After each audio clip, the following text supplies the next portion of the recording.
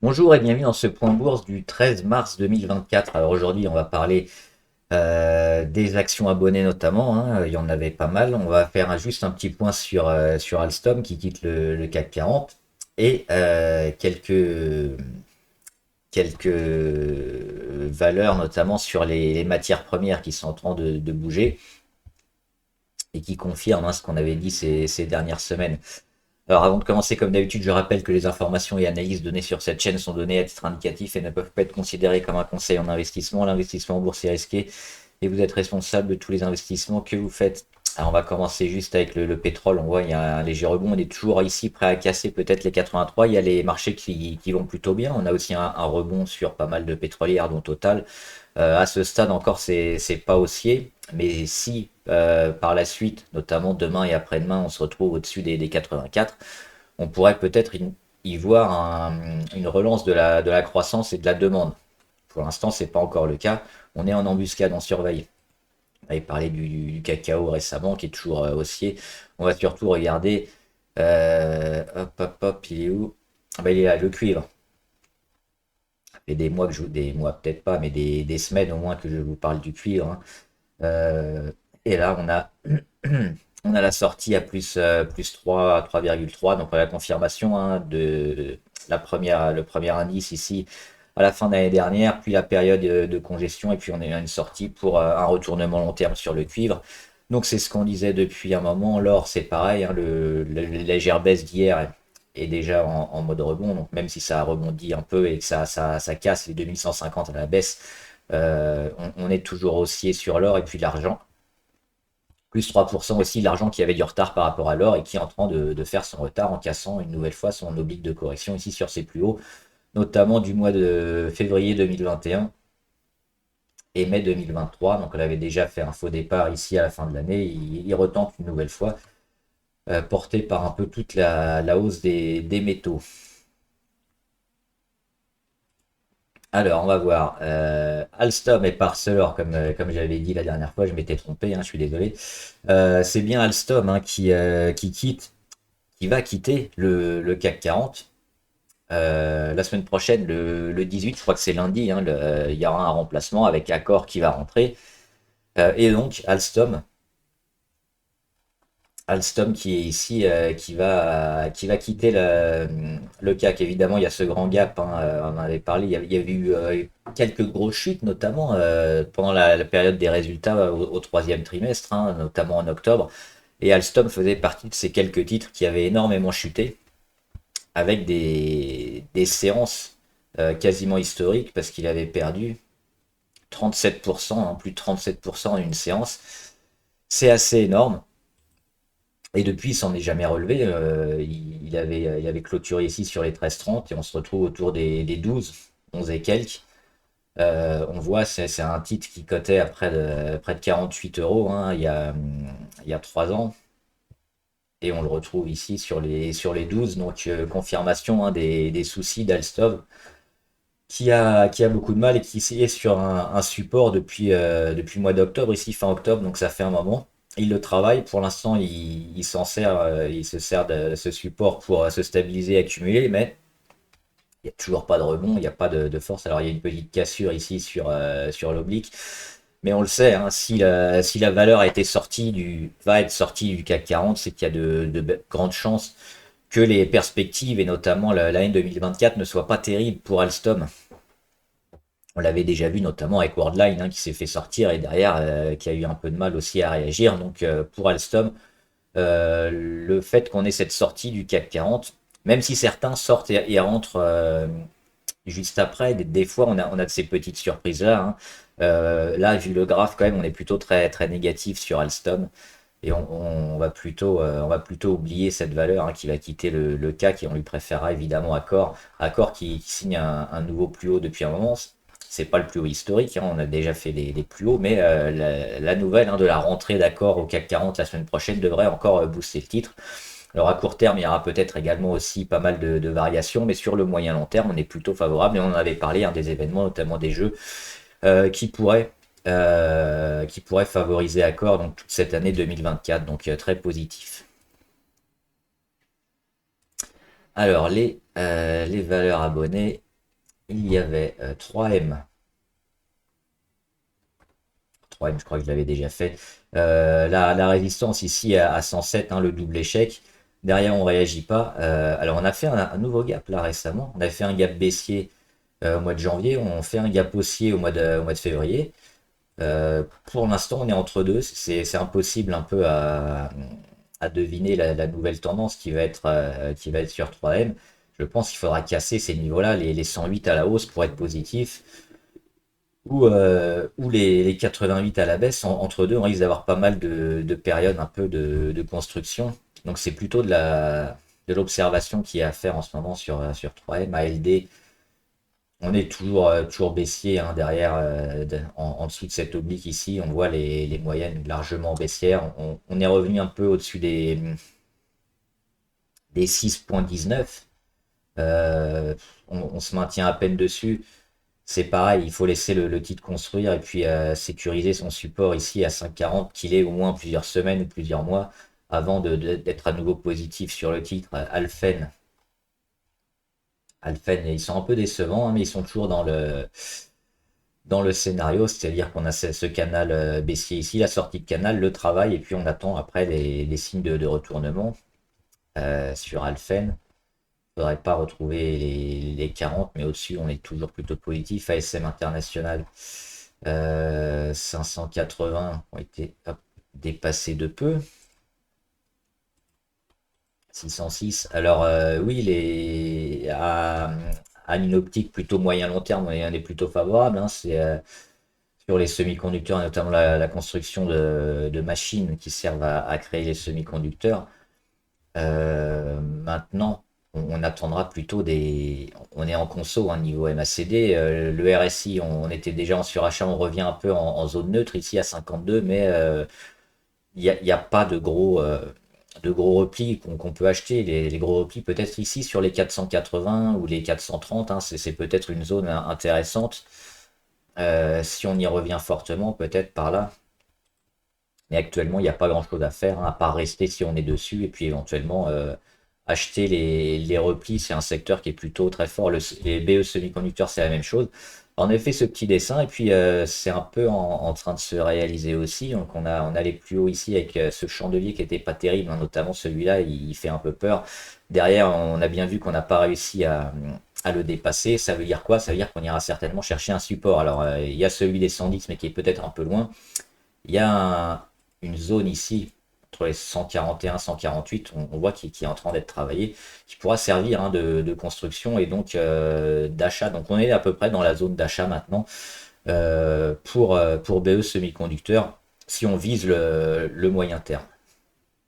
Crédit Agricole, une nouvelle belle journée. On a comblé le gap, c'est fait. Il n'y a plus de gap ici sur les 12,87. Toujours positif, hein, sur la plupart des bancaires et la baisse des taux qui va arriver probablement en juin. Donc pareil aussi sur le moyen terme, on est bien. Sur le court terme, il y a pas grand-chose à faire, hein. On va certainement aussi construire. On avait déjà certainement par là, entre les 12 et les 12,4, une entrée intéressante en court terme. Maintenant, il vaut mieux observer et puis attendre déjà ce qu'elle va faire si elle continue de monter ici, hein, sur les 13,5. Si on a une deuxième attaque sur les 13,5, qu'est-ce qui va se passer? Est-ce qu'on bloque? Auquel cas, on reviendrait tester les supports un peu plus bas, ou est-ce qu'on arrive à le casser rapidement? Ce sera ça qui sera intéressant en court terme, je pense. Dada Nexus, la Chine qui revient un peu, hein, qui commence à avoir des chiffres encourageants, donc toutes les valeurs un peu chinoises sont plutôt favorables depuis 2 mois. Dada Nexus en fait partie, mais ils ont quand même eu une grosse mauvaise nouvelle ici avec les comptes, hein, problème de compte sur Dada Nexus, qui savent pas compter donc, et le petit gap à 3,12. Donc tant qu'on est sous les 3,12, pour l'instant on est plutôt en mode observation. On va attendre de revenir au-dessus pour se positionner peut-être sur la valeur, même si on le voit, hein, depuis la mi-janvier, le titre est plutôt bien orienté. Mais on a avant ça une grosse période de plus d'un an et demi, où on ne fait que baisser. Donc c'est trop tôt, je pense, pour se mettre sur Dada Nexus. On l'avait tenté ici sur un support qu'elle a lâché. Pour l'instant, faut attendre, hein, même si on a ce petit pic de volume ici, qui est plutôt intéressant, parce qu'il a créé un gap qui n'a pas été comblé. Donc si on le tient, et qu'on rattaque ensuite les 3,12, pourquoi pas Dark Trace. Alors une grosse journée, hein, notamment depuis le 7 mars. Ici avec le plus haut du mois d'août, le plus haut août 2022, le deuxième plus haut de septembre 2023. Cette phase un peu de congestion, on le voit bien, avec un petit gap ici, pareil, qui n'a pas été comblé depuis, il ne le sera probablement pas. La perte de volatilité, puis boum, là on casse, et puis en quelques journées on va chercher plus haut. C'est plutôt pas mal, hein, parce qu'on a les volumes assez forts, on a la cassure d'oblique qui succède à une période de congestion et de perte de volatilité. On a des zones bien marquées ici qui peuvent être l'objectif numéro un, notamment les 553 à moyen terme, peut-être à court terme, on verra. Alors on est déjà bien haut pour la prendre maintenant, il fallait certainement la jouer un peu avant. Mais il est là mon stylo. Alors, est-ce qu'on va faire ça, aller sur les 550 et puis construire, accumuler et repartir? Hop, comme ça. Ou alors, est-ce qu'on va déjà revenir ici, accumuler et attaquer la première fois la tentative? Mais à moyen terme, quand on voit ça, on est plutôt favorable, hein. Donc si on vise le moyen long terme, on peut acheter dès maintenant. Maintenant, si on est court terme, on va attendre plutôt une période un peu plus intéressante, à savoir le RSI, la MACD, enfin surtout le RSI, parce que la MACD, ça vient juste de se débloquer euh, pour rentrer. Diageo, c'est négatif, hein, sous les 154, il n'y a rien à faire, ça fait que descendre. Même s'il y a une petite période de rebond technique, on est toujours négatif sous cette valeur-là. Duke Energy, intéressante aussi parce qu'on le voit, cette grosse période de consolidation, de dégradation même, hein, parce on était sur ces niveaux-là autour des 100. Et puis on finit sur les 85, le faux départ au mois de septembre, et puis le vrai départ ici au mois de novembre. On casse, on met les plus hauts, donc le breakout, le pullback sur les 89, quasiment au point près, hein, juste une mèche qui est en dessous. Donc nos points pivots, ils sont bien marqués, ça c'est parfait, hein, pour investir parce qu'on sait exactement où sont nos niveaux. Les 89, 89, 90 sur la moyenne à 200 en plus, ça sert de support. La résistance à 98, entre les deux c'est du zigzag. Premier qui casse, il donne le signal de hausse sur les 99 ou de baisse sous les 89. Et on surveillera aussi les indicateurs pour peut-être l'anticiper et éventuellement une congestion à venir. FH qui revient sur sa résistance à 104. Pour l'instant, c'est un échec, mais ce qui va nous intéresser, c'est ce qu'elle va rendre. Si elle commence à rendre beaucoup, on aura un double échec sur les 104. Et donc un retour certainement ici, hein, autour des 98, même si ça ne remet pas en cause la hausse. Ce qu'il faudrait voir, oui, donc c'est qu'est-ce qu'elle va rendre. Si on ne rend pas beaucoup, on peut rattaquer rapidement la résistance, la passer, et on sera toujours positif, hein, très positif sur FH. Sinon, ça risque de reporter un peu d'un mois ou deux la séquence. FH, ils sont toujours plutôt bien orientés, les chiffres sont corrects. Donc c'est juste le court terme qu'on va voir. Est-ce qu'on peut rentrer maintenant pour viser le moyen long terme ou alors on attend un peu éventuellement un retour un peu plus bas. Ça va dépendre de ce qu'elle va faire ici, de sa réaction sur sa résistance pour le court terme. NJ, alors oui, ils sont revenus au-dessus des 15. J'en avais parlé, NJ, hein, il y avait cette grosse hausse, ce canal haussier, duquel on était sorti assez fortement, hein, avec ce chandelier notamment du 26 janvier. Derrière, on peine à repasser au-dessus. On repasse au-dessus enfin le 6 mars. Et à quoi on peut s'attendre? C'est une période de latéralisation, hein, c'est ce que j'avais fait ici avec les flèches. Et après cette grosse hausse, on va certainement latéraliser et puis s'en sortir par où? Ça va dépendre un peu du contexte et des chiffres qui vont être annoncés. Mais là sur NJ, moi j'éviterai parce que oui, je pense que ça va pas faire grand-chose. Alors même s'il y a toujours des pourcentages ouais, corrects, peut-être les 10% à prendre au maximum. Ça va certainement être un peu erratique et donc une période où il n'y aura pas de force, où il y aura du zigzag avant de reprendre une tendance. Moi c'est comme ça que je le vois sur NJ, donc je pense qu'il faudra attendre certainement les résultats du mois de cet été, du mois de juin, pour peut-être prendre position sur NJ. Et si l'or toujours haussier, il n'y a rien à faire. Tant qu'on est au-dessus de la moyenne à 20, c'est parfait. Ça fait quelques jours quand même qu'elle est en surachat, on le voit au niveau du RSI. On attendra la correction éventuellement pour rentrer, hein. Une correction toujours au prorata, donc là elle est montée assez fortement, on le voit, elle a pris 13%, c'est même pas encore énorme, elle peut encore prendre un peu, donc il y aura peut-être un retour ici sur les 195 ou un peu au-dessus si elle continue de monter, mais on surveillera ça, éventuellement un retour sur les 190 pour acheter, mais on est toujours haussier, hein, sur Essilor pour le moyen long terme. Et à court terme, elle est toujours haussière aussi, hein, jusqu'à preuve du contraire. Pour l'instant, il n'y a aucun indicateur qui nous indique une baisse de la tendance Hermès. Là, il y a Hermès qui a réussi à battre son dernier plus haut ici, donc il y a un beau signe de force sur le luxe.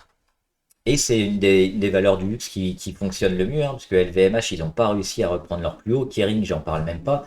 C'est une catastrophe. Donc Hermès, c'est en train un peu de devenir, alors pas de devenir le leader, parce qu'ils ont quand même un certain retard par rapport à LVMH, mais ils sont en train de se rapprocher. Et ça, c'est plutôt assez intéressant. Nouveau plus haut, donc plus haut historique sur Hermès.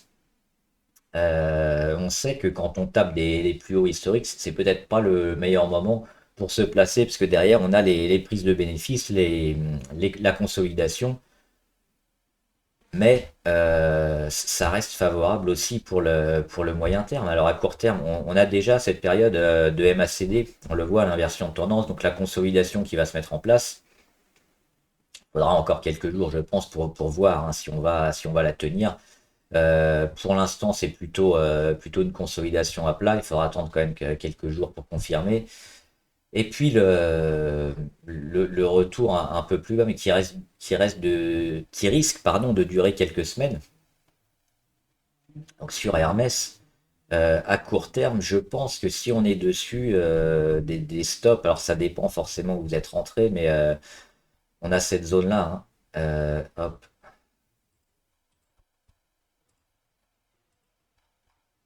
2246 environ, donc on les met un peu en dessous, éventuellement un stop à ces niveaux-là. C'est-à-dire que si on vient casser les 2246, on peut s'attendre peut-être à de la consolidation un peu plus forte.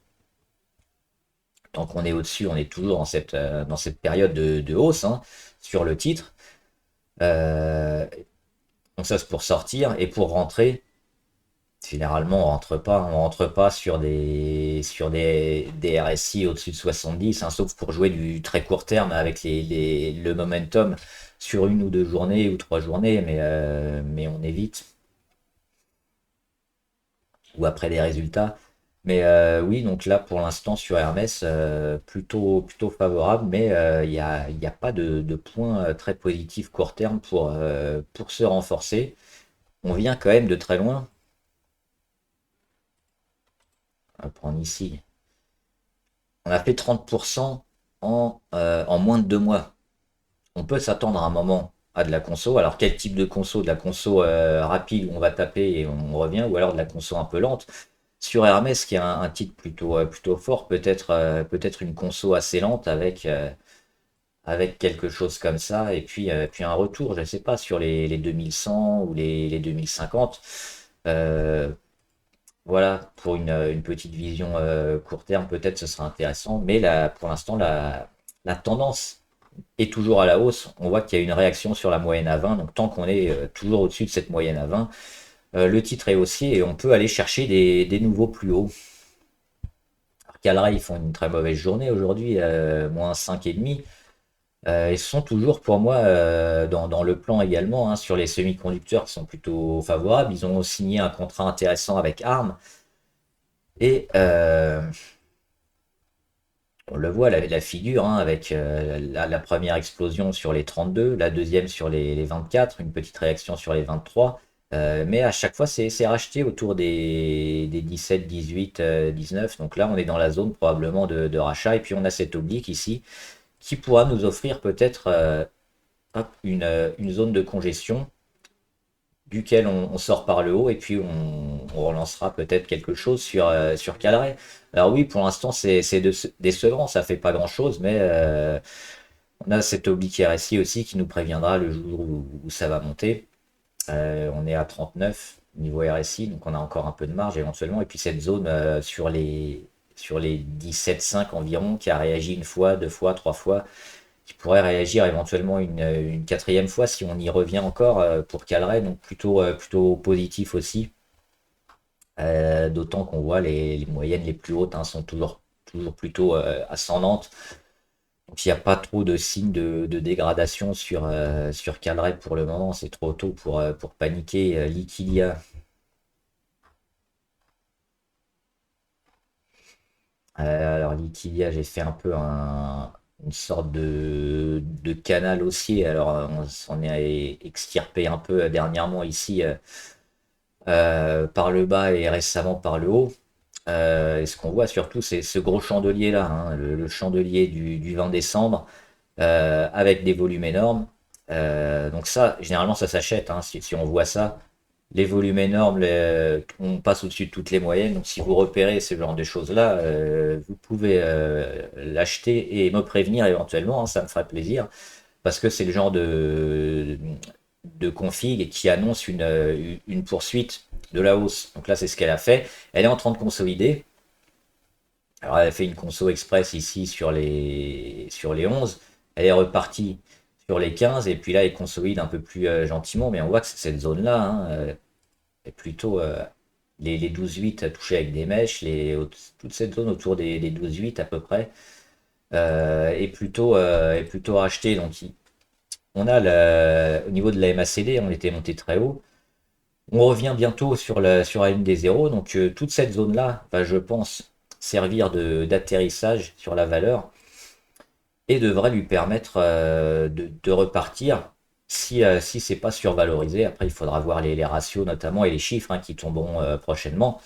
Si on en a avant juin, je sais pas, j'ai pas regardé les fondamentaux sur cette entreprise.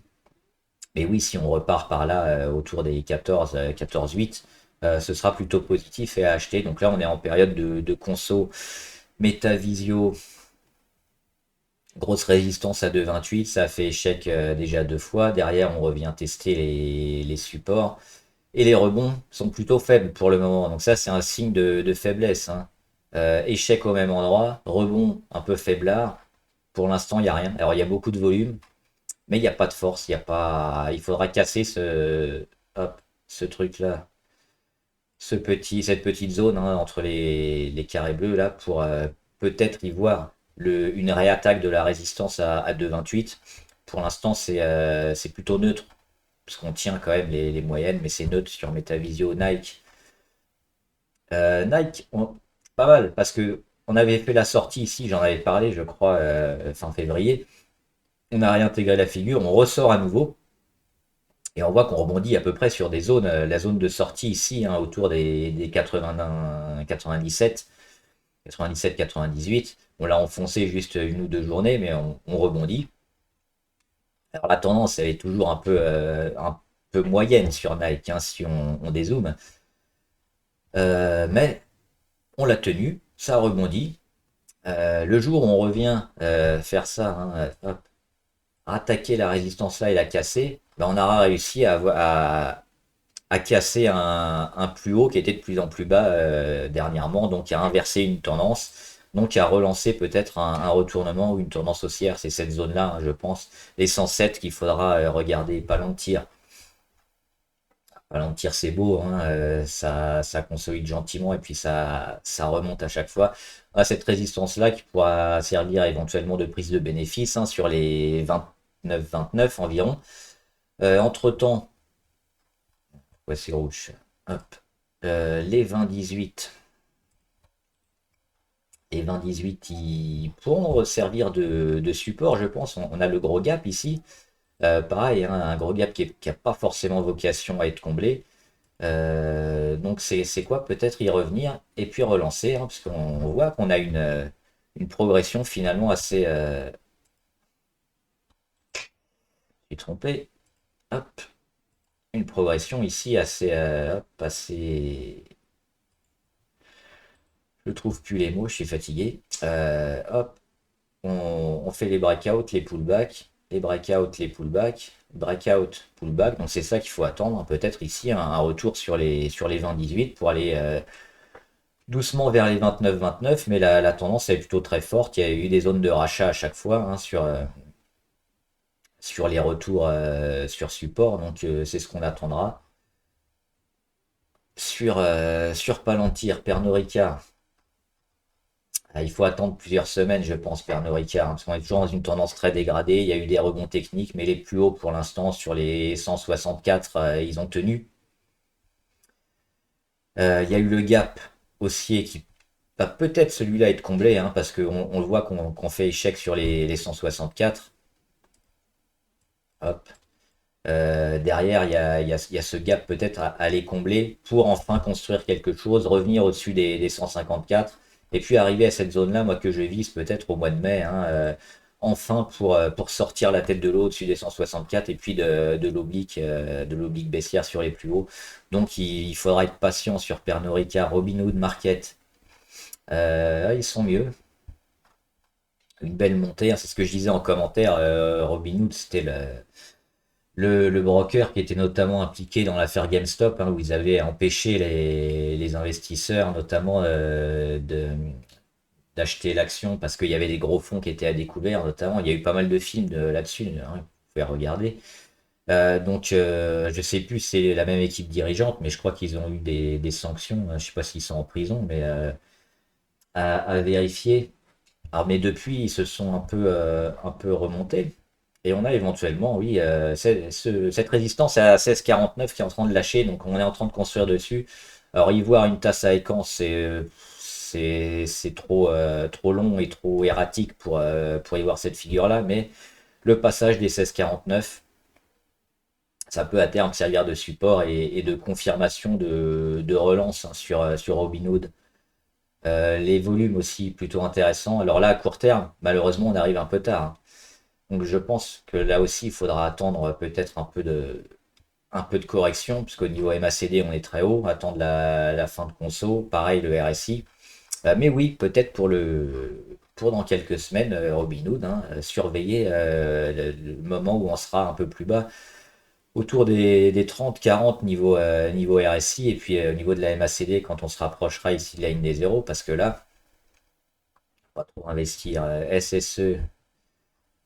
Dans son canal haussier, on revient sur le bas et je crois que j'en avais déjà parlé ici. Bonne pioche, hein, a priori.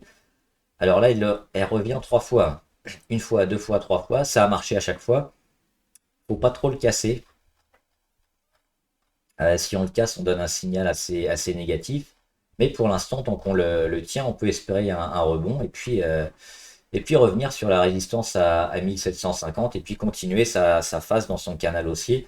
Donc vraiment à court terme, hein, c'est cette zone-là qu'on surveille. Est-ce qu'on va tenir les 1774 environ et continuer de progresser? Bah, c'est toute la question. Stora Enso, euh, grosse résistance à 12,75, hein, plusieurs fois. Une fois, deux fois, trois fois, là, quatre, cinq fois. Ça n'a pas arrêté au mois de janvier. Échec. Derrière, on casse un peu, mais on casse pas complètement la dynamique parce qu'on n'est pas revenu sur le support à 9,91. Ça, c'est pas mal. On revient là. C'est neutre, il n'y a rien à faire, hein. Je ne sais pas si ça va aller par là ou par là. Il faudra attendre que les indicateurs nous donnent des signaux forts parce que pour le moment, il n'y a absolument rien sur Stora Enso. Donc c'est à surveiller et à m'en reparler éventuellement le jour où il se passe quelque chose. Tidewater, c'est plutôt très fort. Il y a des bons pics de volume depuis la progression, mais la progression elle est monumentale depuis 25 janvier 2022, donc 2 ans, on prend quasiment 600%. On a ces périodes de rachat, voire de latéralisation ici, hein, qui sont intéressants. Hop. Hop, il se passe rien, on relance une séquence haussière, hop, un peu de latéralisation, ça, hop, on latéralise, on monte, on latéralise. Là, on est en train de monter, donc pareil pour le timing est pas idéal. On est haut niveau MACD, on est haut niveau RSI. Alors oui, c'est intéressant, mais le gros de la hausse, il est probablement passé. À quoi on peut s'attendre? Bah, peut-être encore une période de latéralisation pendant laquelle il va pas se passer grand-chose. Donc il faut éviter d'acheter à ces moments-là, je pense. Ubisoft, alors oui, il y avait un petit support ici hein, à 18,98 qu'on pouvait jouer, elle a l'air fonctionner. Alors pourquoi j'ai dit que c'était osé? Bah parce que déjà la tendance court terme, court terme elle est négative, ça fait que baisser, on est sous tous les supports, on a tout cassé à la baisse. La tendance de moyen terme elle est négative aussi, la tendance de long terme elle est catastrophique, donc sur Ubisoft il n'y a que des mauvaises nouvelles. Il y a juste hop, un léger support ici qui fait tenir le titre. Moi, je surveillerai quand même beaucoup hein, ce titre parce qu'on peut décrocher rapidement et fortement pendant quelques journées. Donc, pour l'instant, oui, il y a le rebond qui s'est fait et c'est plutôt bien joué. Mais il va pas falloir insister si la tendance revient à nouveau à la baisse parce qu'on ira peut-être ici hein, sur les 17,43 notamment. Et enfin, Valeo, ben, on l'avait vu, Valeo, c'est les 11,53 à casser à la hausse pour redevenir un peu positif. Pour l'instant, il n'y a rien. On a un support à 9,92. La tendance, elle est moche. Il y a d'autres équipementiers auto qui s'en sortent mieux. Hein, donc Valeo, ils sont pas forcément très inspirants hein, pour le marché. Donc on va plutôt éviter. Puis le jour où on recasse les 11,50, 53 à la hausse, on se posera la question. Mais pour l'instant, c'est très négatif. Voilà, j'espère que la vidéo vous a aidé. N'hésitez pas à me donner à chaque fois les valeurs qui vous intéressent, on les verra. Et puis pourquoi aussi elles vous intéressent. Et puis si c'est pas des valeurs extrêmement connues, me dire un peu aussi pourquoi vous les regardez, quel secteur c'est, éventuellement les chiffres qui vous ont interpellé. Ça me permettra aussi d'y voir un peu plus clair. Et puis à tout le monde, hein, ça éclairera notamment sur les commentaires tous ceux qui lisent et qui peuvent s'intéresser à ces actions. Voilà, bon trade, à plus.